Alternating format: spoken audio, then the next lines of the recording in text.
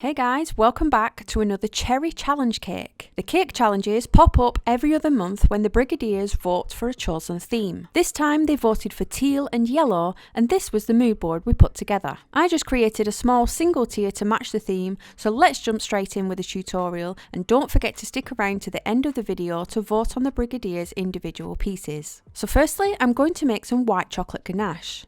I already have a full tutorial on this, which I'll leave linked below. But you're essentially adding your cream, which comes to here 256 grams, and I'm timesing that by 3 for my white chocolate. So we're pretty close here with 767 grams of chocolate. You just want to pop this into the microwave at 30-second intervals and stir between each one. The buttons can be incredibly deceiving until you give them a stir, so make sure you don't skip that step. If you want a more in-depth look, don't forget to check out the full tutorial. Once the buttons have all melted, you're left with this rather snotty looking yellow mixture. I know it doesn't look very appetizing, but it does actually taste amazing. Adding blue to yellow, you're going to get green, so we just want to lighten it a little bit to make a more neutral base. To do this, I've got some Wilton whitener, which I'm just tipping in and giving it a stir. I've left all this footage in, just sped up, so you can see how quick and easy it is to turn into a nice, pale, white base versus how it looked a couple of minutes ago. We now have a much lighter ganache to work with, ready to take your colouring. I'm going in with turquoise. This is actually airbrush colour, but you can actually use any sort of liquid gel or even powder. I'm just adding more and more and giving it a stir until I've got the colour I want, which is this kind of pale teal mint colour. I'm only making a little 5-inch cake because it was only needed for the tutorial, and then I donated it to Red Nose Day sale that was happening downstairs in the offices, and they already had an absolute ton of cake. So here I'm just stacking the cakes up, which is of course lemon flavoured, with lemon buttercream and lemon curd. And then I'm taking my Pro Froster just to swipe around the cake to make sure none of it is actually touching my scraper. We want to leave a gap for the ganache to create our straight flat edge. I'm then just going to give it a very rough coat of our teal colour, and then I'm leaving this to set. Because ganache does set with a little bit of a shell, it means it will be less wobbly when we come to do our second layer. Now this is our second layer of ganache going on, and you can see the cake is not wobbling at all now, and it's far more sturdy. We're then using our Pro Froster to scrape the sides straighter and also the top, making it flat. Just keep adding more ganache to fill in any little gaps. At this stage, I'm going to stick it down to my board before giving it a final sweep around with the last layer. I've now switched over to a metal scraper, and this is because you can actually heat the metal up by running it under a hot tap.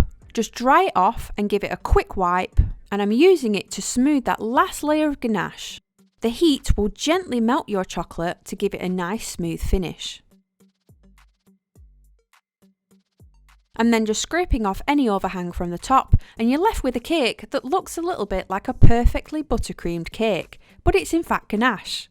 With the remainder of our ganache, I'm adding more turquoise colouring to deepen it for our band across the bottom. I'm just adding this in with a spatula all around the base, going up as high as I want for the design. And then taking one of the bumpy scrapers and using the pointed end to give us a little band effect around the bottom. Now all I'm concentrating on here is not digging the points of the scraper into the finish at the top of the cake. You'll see there's already a little dent in it where I decided to put my fingernail. And of course I can't even fix it now because I've coloured all my remainder of the ganache in this darker shade, so we'll just have to make that the back.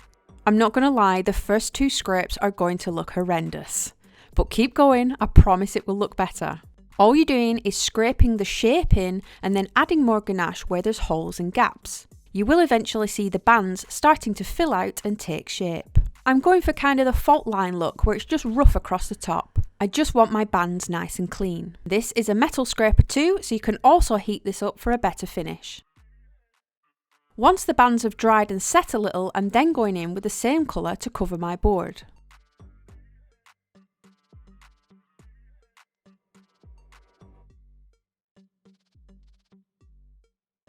The lemons, if you want to make them edible, you can just make them out of Rice Krispie treats, but I was running out of time and already had these polystyrene eggs to hand, which were the perfect size. I've then got my Goosebump texture mat, and I've used this for absolutely all sorts. It's just a little tiny bump pattern.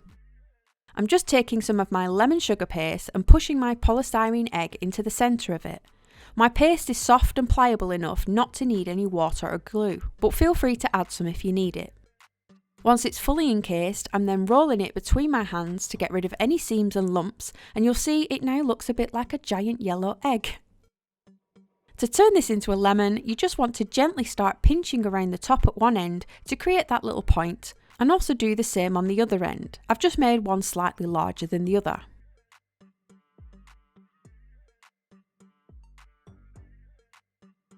It already makes a pretty good convincing lemon, but to take it further, you just want to roll it in that goosebumps mat. I'm just throwing it and jiggling it around in the mat so I don't get fingerprints on it, and adding more texture as I work my way around.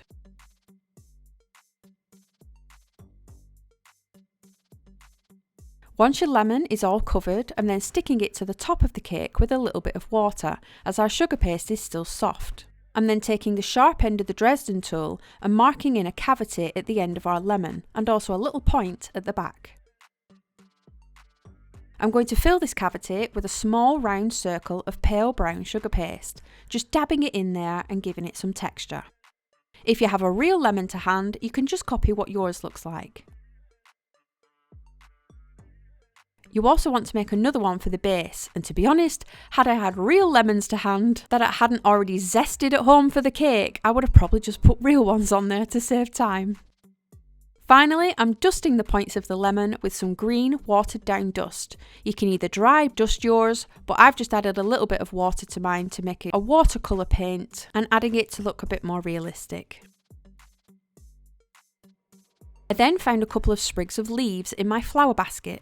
I always have plenty of flowers and foliage to hand for instances exactly like this where I just need a quick fix. I'm attaching a cocktail stick to the bottom with some flower tape so I can insert it into my cake, but also it gives me that little bit of height I need. I'm tucking this in behind that top lemon at an angle, and then the other leaves I can simply just place tucked in underneath that bottom lemon. Once you're happy with your arrangement, I'm then going to add a little bit more detail with these cute little white daisy flowers, cutting them from white sugar paste, adding them to my foam mat, and then pulling inwards from the edges of the petal down to curl them up a little bit. This is just to give them a little bit more interest and make them a bit more lifelike. I'm then sticking these on with a little bit of piping gel, as this is stickier than water when it comes to chocolate. Once you have them all in place, I'm just going back in with a little ball of yellow in the centre, squashed down with my Dresden tool. And there we have it, a cute little single tier cake, which looks a bit like a buttercream finish, but is in fact ganache, and it'll withstand a bit more travel. Luckily, this one was only going downstairs to the offices, where it got devoured for Red Nose Day, and hopefully raised a little bit of money in the process. Don't forget to stick around now to see the Brigadier's pieces. I will pop the mood board back on screen for what we worked off, and you can vote for your favourite in the comments below. If you're interested in joining one of our challenges, we would love to have you, and you can sign up for the Brigade using the link in the description box. Thanks guys.